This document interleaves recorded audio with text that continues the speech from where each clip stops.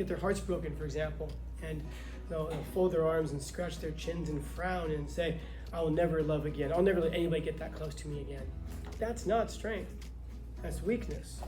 That's you protecting yourself from being hurt again because you're not strong enough to endure the hurt again. In order to endure heartbreak, you've got to be strong. And to endure heartbreak and come out on the other end and not be jaded and angry and vengeful, that takes real strength.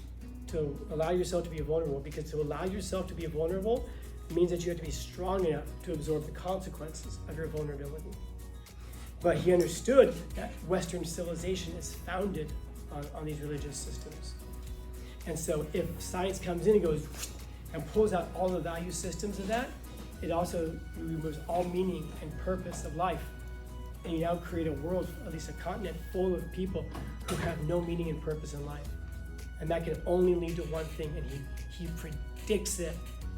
World War I, the rise of communism and fascism. He dies in 1900. World War I doesn't happen for another 15 years. He predicts World War II before it happens. He predicts all of the mass slaughter, and he says that this is going to be a consequence of the removal of all value systems from people. He's an incredibly important character. I mean, and I really do mean this. There are very few thinkers who you can divide the world up between like before them and after them. And Nietzsche is one of those characters, man. He dies when he's only 56 years old, as you can see, but he really died 10 years before he actually died.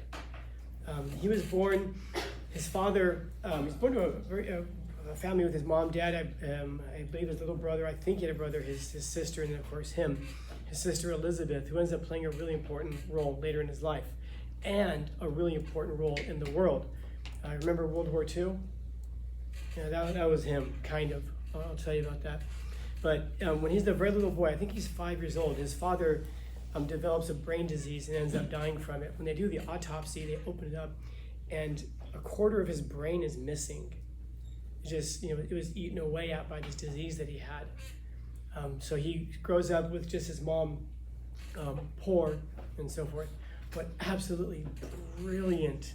The guy finishes his doctorate and he gets his first professorship at 23 years old, which is really young to get a full professorship at 23 years old. He stays there only for a few years and then he resigns from the professorship because he believes that the professorship is too comfortable of a life for him. And he believes that he can't do his best work while he's too comfortable. So he intentionally goes out and makes his life difficult.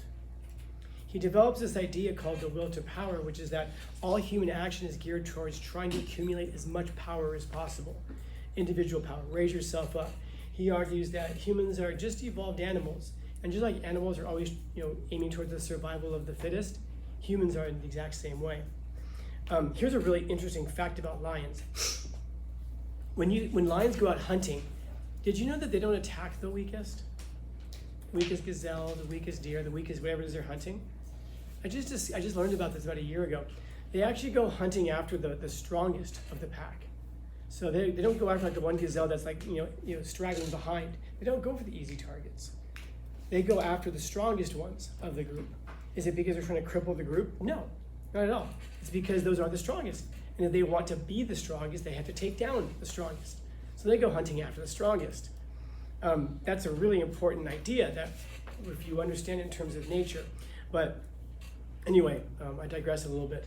So Nietzsche resigns from his professorship and he enters into a life where he argues that the best way to become stronger is to overcome hardship, to overcome challenges and struggles.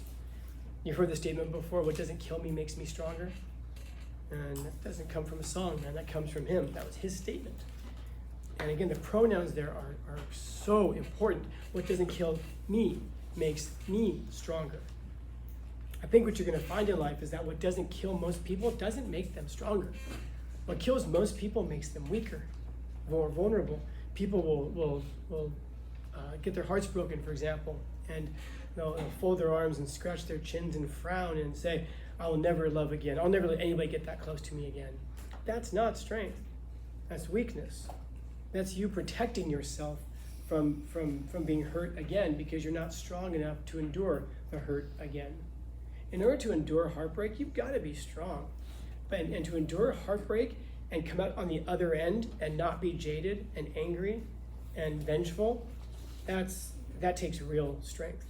To allow yourself to be vulnerable, because to allow yourself to be vulnerable means that you have to be strong enough to absorb the consequences of your vulnerability. And so, like, for example, you'll hear that statement that hurt people hurt people. People who have been hurt turn around and they hurt other people. And that's because they put up these walls that don't allow anybody to get close to them, because you can't really be hurt by a person, I mean like really hurt by a person, unless they know you. It has to be a person who's close to you in order to really be hurt by them. And so these are people who will put up walls around themselves, and they will hurt other people so that those people don't get close to them because they're afraid of being hurt themselves. It's not an expression of strength, it's an expression of weakness. So Nietzsche argues that the best way to become strong is, as he says, what doesn't kill me makes me stronger. And if the whole purpose in the animal kingdom is to become the strongest, what is it as humans we're supposed to do? Become the strongest. He develops this idea called the Übermensch, Superman, the person who lives beyond judgments of good and evil, who develops their own value system, their own moral systems, and they don't really care what people say about them, because they realize that they're a person who can stand on their own. They don't have to join the herd. They don't have to join groups of people. They don't have to be online and cancel people. These are the people who aren't afraid of being canceled, because they're so strong that they can absorb whatever people throw at them, no matter how many people come at them and attack them. These are people who can absorb it and come out stronger on the other end, because it doesn't kill them. It only makes them stronger. And so he sets out and he lives a life of intense struggle. The guy has such incredible migraine headaches, he can only write for about 20 minutes at a time. So he goes in, he gets these migraines. I don't know if any of you ever get migraines, but they're terrible, man. I get them. I've only had one during class like one time, which is amazing to me. But they're so bad that like I turn white, like whiter than I actually am. You can actually see the scars on my face. That's how white I get. And they can get so bad that I'm throwing up. I overheat. It's incredibly painful if you've ever had a migraine before. The only way that I can cure it is I have to drink a whole bunch of caffeine as much as I can, and then get washcloths, like cold washcloths, and put them on my face and lay down and just go to sleep and hope things are better when I wake up. Fall asleep. And so if you've ever had them before, you know exactly what I'm talking about. He got such incredible migraines, he could only write for about 20 minutes at a time before these things would set in. And yet he would write, man, he did. He wrote 5 books during his, I want to say it was 5 books during his lifetime. I might be wrong about the number, but I believe it was 5. And the best-selling book he had, Vespa was out of Thustra, sold only 1,500 copies. Nobody read his stuff. Nobody cared. One of his books, I believe he sold 13 copies of it. Nobody cared. And so he goes out and he lives a life, but he doesn't care. He doesn't really care about the book sales. He doesn't care if anyone's listening, because he spends his whole life, as short as it was, developing himself into this character who won't be moved, who can take on the criticisms of the world. The guy writes a book called The Antichrist, where he declares himself to be the Antichrist. That's how unconcerned this guy was about pissing off the world. He had a very famous phrase, God is dead, we've killed him. And he becomes famous for this phrase. He gets blacklisted everywhere. Nobody wants to hear him. And it's incredibly interesting, because it's so Nietzsche to say this, to proclaim the death of God. Because he's not saying it like, good, God's dead, science killed him. He says, no, God is dead. And he was a rabid critic of Christianity. This guy was a devout atheist who hated religions, and he especially hated Christianity. But he understood that Western civilization is founded on these religious systems. And so if science comes in and goes and pulls out all the value systems of that, it also removes all meaning and purpose of life. And you now create a world, at least a continent, full of people who have no meaning and purpose in life. And that can only lead to one thing, and he predicts it. World War I, the rise of communism and fascism. He dies in 1900. World War I doesn't happen for another 15 years. He predicts World War II before it happens.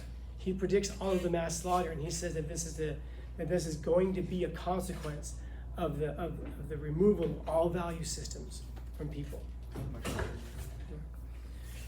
Say hi, you're famous on YouTube now. So he believes that pulling out all of this value system, yanking all of this out from underneath people, can only have that effect where people just go, well, there's no meaning in living, so then they start to attack each other. And what's the result of it? Dude, now I'm talking, man. Yeah. And so he predicts it, and the effect of that is what, 150 million bodies in the 20th century alone? All these bodies pile up because the removal of all values. He refers to it as nihilism, the leveling tendency, the desire to make everything the same. No one's better, no one's worse, everything is the same, everyone is the same. His idea of the Superman, the Ubermensch, is the person who rises above that and says, no, I'm not going to settle for mediocrity. The herd wants to settle for mediocrity because the herd is largely mediocre. And they want to pull everyone down to their level rather than raise themselves up. The Ubermensch, the Superman, says, no, I'm going to rise myself up. I'm going to not just confront every challenge that comes my way, but seek out as many challenges as possible. And so this is a guy who intentionally made his life difficult. And he refused to be moved so he could overcome all these challenges to make himself as strong as possible. He didn't have very many friends, as you can probably imagine. Good luck trying to be friends with a guy like that. But one thing you can absolutely say is the guy was incredibly principled. And one day he's walking through Turin, it's a city in Italy, and he sees this horse that's blocking this roadway. There's walls on each side, and the horse is blocking it. The horse won't move. There's traffic backing up on both sides, and the owner of the horse is trying to push the horse to move, and the horse, it seems like the more he pushes him, the more the horse just kind of hunkers down and refuses to be moved. Eventually, the owner grabs his whip and starts whipping and beating the horse, trying to get the horse to move. And the more he whips and beats the horse, the more the horse just hunkers down, even more and more and more. And Nietzsche sees this. He goes running over and he shoves the guy out of the way, and he throws his arms around the horse and he's crying and he says, I understand you. I understand you. And he slips into insanity that day. He's never the same. He writes a letter to I believe it was to the Prince of the Austrian king, demanding that he surrender Austria to Nietzsche. He writes letters to the Pope demanding weird stuff. And after about a year or so of that, he just goes into that state. He's completely catatonic. He just sits there the rest of his life, just staring, cross-eyed and everything. And his sister Elizabeth, who I mentioned at the beginning of all of this, becomes his caretaker. And in the meantime, in that 10-year period, Nietzsche's writings finally start to catch on. And he becomes very, very, very famous, wouldn't you know? And so she charges people admission. She charges people admission to come and see the great Nietzsche, to come and see the great philosopher. She even calls him a philosopher, which he hated. He hated being called a philosopher because he said that philosophy was bullshit. He said that philosophy was just words criticizing words, criticizing words. That philosophy was only useful if it was useful, if it did something, if it influenced and changed and directed lives. So he considered himself to be a philologist, which is he studied languages. And so she charges people admission to come and see the great Nietzsche. And of course, eventually he dies. But she doesn't, unfortunately. She lives a very long time. She gets a hold of a bunch of his unpublished manuscripts because he had more unpublished stuff than he had published at that time. And she's kind of like, you know what would make this stuff even better? Racism and Jew hatred. So she edits a bunch of his work. She changes it. We can't call it edit. She changes his unpublished writings to be incredibly racist, incredibly anti-Semitic. And she takes these writings, and she has a friend in Germany at the time. What the hell was his name? Little guy. Yelled a lot, had a mustache. Yeah, she was friends with Hitler and his whole inner circle. She knew them personally. He went to her wedding. And so she goes to them and says, yeah, I know that you're building up Germany right now. This is like the days leading up to World War II. And says, I know you've been looking for like a national painter and a national opera composer. And she said, how about my brother as a national philosopher? And so the National Socialists, the Nazis read it and they go, wow, this guy's really onto something with all this racism and Jew hatred. So then they adopt him as the national philosopher of the National Socialist Party, of the Nazi Party. And so he's known as that for most of the 20th century. It isn't until the late 70s or so that a guy named Walter Kaufman comes along, and he gets a hold of the original manuscripts, the unedited, unchanged manuscripts. And it's exactly the opposite of what his sister published. His sister, Nietzsche, very much admired the Jews. He pointed out that wherever they went, they were a small minority, and yet they always flourished. They had everything against them, and yet they still overcame and became stronger. He said they were almost living embodiments of his philosophy. The guy didn't have a racist bone in his body. I mean, even for the 19th century, the guy wasn't a racist. The guy absolutely loved humanity. And he saw his job as to write what he wrote and to go through what he went through and all the pain and struggle and suffering, not for his own glory, but because he thought it would make humanity better. And you can say what you want about his writings and whether you agree with him or not, but one thing you can't deny is that this dude loved humanity, man. This guy loved people. And if you ever go back and read some of his stuff that he writes about humanity and people, there is absolutely no doubt that this guy just loved it, you know. Far from being a racist, the guy was the complete opposite. And so today his books sell millions of copies every year. You know, he never got to see any of that. The last 10 years of his life, when he was finally, making something of a name for himself, he was in this stage right here. And so I don't know if he suffered from the same thing that his father suffered from. There's reports that he contracted syphilis when he was in university, and that's what made him go insane eventually. But in terms of a powerful intellect, this guy is so smart, it's scary. Did I tell you what his father did for a thing? No. His father was a Lutheran minister.